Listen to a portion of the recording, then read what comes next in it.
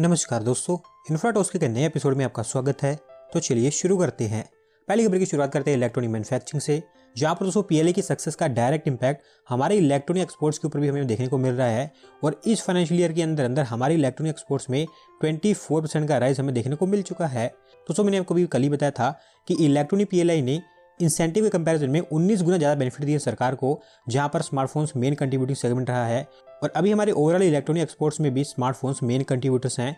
इस financial year में अप्रैल से लेकर अक्टूबर तक, यानी कि पहले 7 महीनों के अंदर हमारे इलेक्ट्रॉनिक एक्सपोर्ट्स $19.1 बिलियन के रिकॉर्ड किए गए हैं, जबकि पिछले साल के सेम पीरियड में ये $15.4 बिलियन के थे।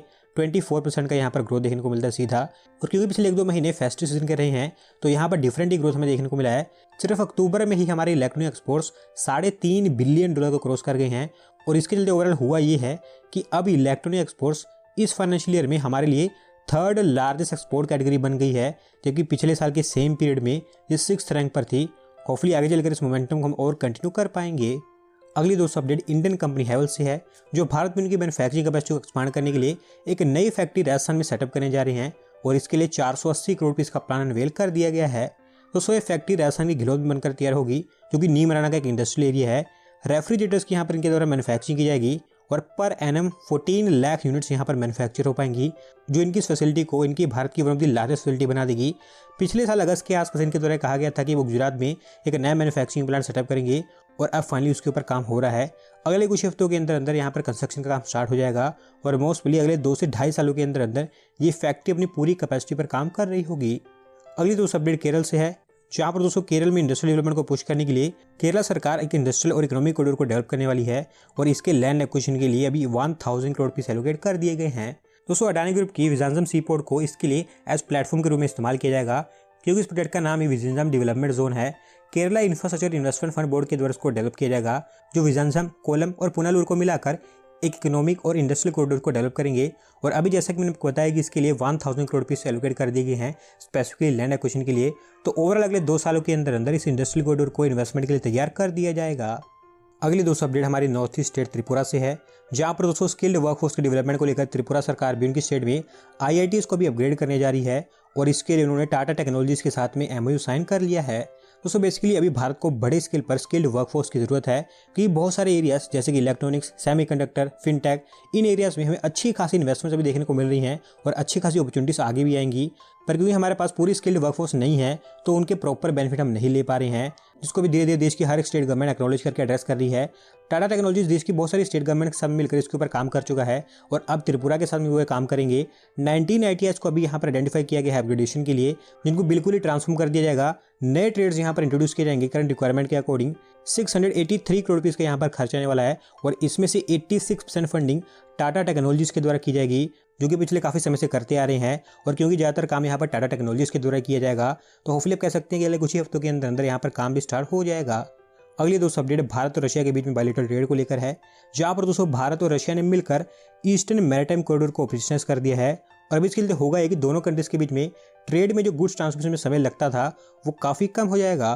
दोस्तों अभी भारत और रशिया के बीच वेस्टर्न और यूरोप साइड से ट्रेड होता है, जहाँ पर अगर एक शिप मुंबई से निकलती है रशिया के सेंट पीटर्सबर्ग के लिए यूरोप होकर, तो उसको अभी 8675 नॉटिकल माइल्स का डिस्टेंस कवर करना पड़ता है। और फिर वहाँ से जब इस कार्गो को रशिया के सेंट्रल और ईस्टर्न पार्ट्स में ट्रांसपोर्ट करना पड़ता है, तो कुल मिलाकर यहाँ पर 40 दिन के आसपास का समय लग जाता है।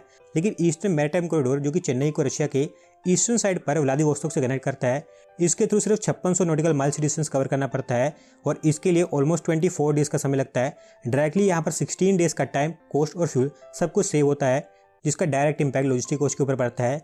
अभी इस रूट के थ्रू कंटेनर शिप्स रशिया से भारत में आने लगी हैं, जिनके थ्रू क्रूड ऑयल, मेटल और टेक्सटाइल जैसी जो चीज़ें हैं वो यहाँ पर ट्रांसपोर्ट की जा रही हैं। अभी हमको सिर्फ एक ही चीज़ करनी है, वो है रशिया को बड़े स्केल पर इंडियन गुड्स को एक्सपोर्ट करना, क्योंकि अभी हम रशिया के साथ में जो बायलैटरल ट्रेड करते हैं वो सिर्फ एक ही तरफा हो रहा है। और अगर इसको बैलेंस नहीं किया जाता है, तो आगे चलकर हम चाइना की तरह यहाँ पर बड़ा ट्रेड डेफिसिट फेस करेंगे। अगली दोस्तों अपडेट शिप बिल्डिंग से है, जहाँ पर दोस्तों शिप बिल्डिंग को प्रमोट करने के लिए सेंट्रल गवर्नमेंट खुद अभी आगे आ रही है, और अभी 30,000 करोड़ रुपये का मैरीटाइम डेवलपमेंट फंड उनके द्वारा अनाउंस कर दिया गया है। दोस्तों भारत में शिप बिल्डिंग को लेकर अच्छा खासा स्कोप है, पर क्योंकि यहाँ पर हैवी इन्वेस्टमेंट की जरूरत पड़ती है तो कंपनी यहाँ पर हेजिटेट करती हैं। उसी को प्रोपेल करने के लिए भी मैरीटाइम डेवलपमेंट फंड अनाउंस किया गया है, जिसके अंतर्गत भारत में शिप बिल्डिंग और रिपेयर क्लस्टर्स को सपोर्ट किया जाएगा। पोर्ट सेक्टर के लिए रिसेंटली 1.5 लाख करोड़ रुपीस का एक प्लान अनाउंस किया गया था, जिसके अंतर्गत new ports, hydrogen hubs, transshipment hubs, इन सब चीज़ों को डेवलप किया जाना था। उसी में से अभी 30,000 करोड़ रुपीस शिप बिल्डिंग के लिए डेडिकेट किए जा रहे हैं। 3 मेगा शिप बिल्डिंग क्लस्टर्स यहाँ पर डेवलप किए जाएंगे। हाइड्रोजन हब पोर्ट्स और मल्टी फ्यूल बंकरिंग इकोसिस्टम को भी यहाँ पर सपोर्ट किया जाएगा सरकार के द्वारा। देखते हैं कि ये इनिशिएटिव हमारे शिप बिल्डिंग इंडस्ट्री के लिए कितना बेनिफिशियल रहता है। अगली दोस्तों अपडेट दिल्ली से है, जहाँ पर दोस्तों एनडीएमसी के द्वारा 3 और मार्केट्स का रीडेवलपमेंट अनाउंस कर दिया गया है और इसके थ्रू एनडीएमसी इन तीनों मार्केट्स को और पब्लिक और वेंडर फ्रेंडली बनाएगी।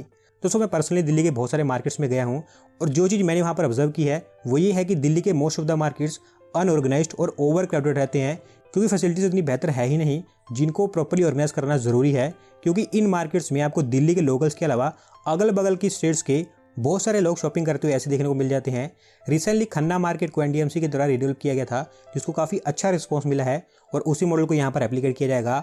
मालचा मार्केट, अलीगंज मार्केट और सरोजनी मार्केट, इन तीनों को यहाँ पर रिडेवलप किया जाना है। सरोजनी मार्केट को तो बड़ी स्केल पर यहाँ पर डेवलप किया जाएगा और एग्जिस्टिंग जो मिक्स यूज बिल्डिंग्स हैं उनको कमर्शियल हब में कन्वर्ट कर दिया जाएगा, जहां पर डेडिकेटेड रिटेल और कमर्शियल स्पेसेस बनाई जाएंगी।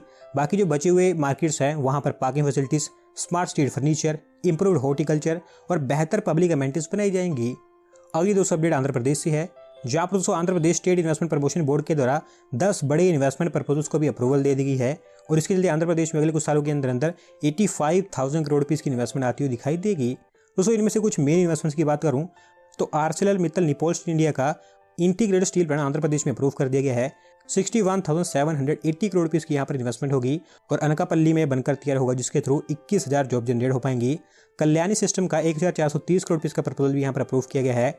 एलजी इलेक्ट्रॉनिक्स का 5,001 करोड़ रुपीस का प्रपोजल, फिलिप्स के द्वारा 3,798 करोड़ रुपीस, आजाद मोबिलिटी के द्वारा 1,046 करोड़ रुपीस, आस्था ग्रीन एनर्जी के द्वारा 8,240 करोड़ रुपीस, जबकि ग्रीन को एनर्जी के द्वारा भी 2,000 करोड़ रुपीस की यहाँ पर इन्वेस्टमेंट की जाएगी। कुल मिलाकर 33,966 जॉब्स इनके थ्रू जनरेट होंगी और कौन सी कंपनी ने कितनी इन्वेस्टमेंट की है और कितनी जॉब्स उनके थ्रू जनरेट होंगी वो सब आप इस फोटो में देख सकते हैं। अगली दोस्तों अपडेट हमारे कार एक्सपोर्ट्स को लेकर है, जहाँ पर दोस्तों अभी एक और जापानीज कंपनी ने भारत से कार एक्सपोर्ट स्टार्ट कर दिए हैं और अभी तक उनके द्वारा 2700 यूनिट्स भारत से बनाकर एक्सपोर्ट कर दी गई हैं। दोस्तों बेसिकली यहाँ पर मैं निसान कंपनी की बात कर रहा हूँ, जिन्होंने भारत से मैग्नेट एसयूवी बनाकर एक्सपोर्ट करनी स्टार्ट की है। अक्टूबर के आसपास इस कार को उन्होंने इंडियन मार्केट में लॉन्च किया था और ग्लोबली जितने भी राइट हैंड कार मार्केट्स हैं वहाँ पर इनकी one of the most successful SUV रही है। तो अभी इनका कहना है कि साउथ अफ्रीका में इनकी इस एसयूवी की सेल्स ऑलमोस्ट हर साल 2 गुना होती दिखाई दे रही है, तो उसी कारण भारत से अभी इन्होंने एक्सपोर्ट करना स्टार्ट किया है। चेन्नई प्लांट में इन कार्स की मैन्युफैक्चरिंग करके इनको एक्सपोर्ट किया जा रहा है।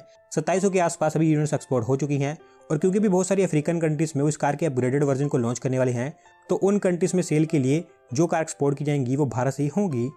आज की दोस्तों लास्ट अपडेट उत्तर प्रदेश से है, जहाँ पर दोस्तों सेंट्रल जू अथॉरिटी के द्वारा लखनऊ नाइट सफारी की डीपीआर को अप्रूवल दे दी गई है और अब यूपी सरकार इस प्लान के साथ में आगे जा सकती है। दोस्तों लखनऊ की नाइट सफारी कुकराय रिजर्व फॉरेस्ट में इंट्रोड्यूस की जाएगी और ये भारत की पहली नाइट सफारी होने वाली है। 900 एकड़ के एरिया कवर करेगी, जिसमें से 72% एरिया ग्रीनरी के लिए होगा, जबकि बाकी एरिया नाइट सफारी के रिजर्व रखा गया है। कैफेटेरिया, एक 7D थिएटर, एक ऑडिटोरियम और एम्पल पार्किंग स्पेसेस यहाँ पर बनाई जाएंगी। एक डेडिकेटेड एडवेंचर जोन भी यहाँ पर सेटअप किया जाएगा, जहाँ पर एक zip line, Burma bridge, paddle boats और स्काई रोलर जैसी जो एक्टिविटीज़ हैं वो इंट्रोड्यूस की जाएंगी। और यूपी सरकार का कहना है कि अगर सब कुछ उनके प्लान के अकॉर्डिंग जाता है तो दिसंबर 2026 के आसपास ये पहली नाइट सफारी देश की ओपन हो जाएगी। दोस्तों आज की वीडियो में बस इतना ही।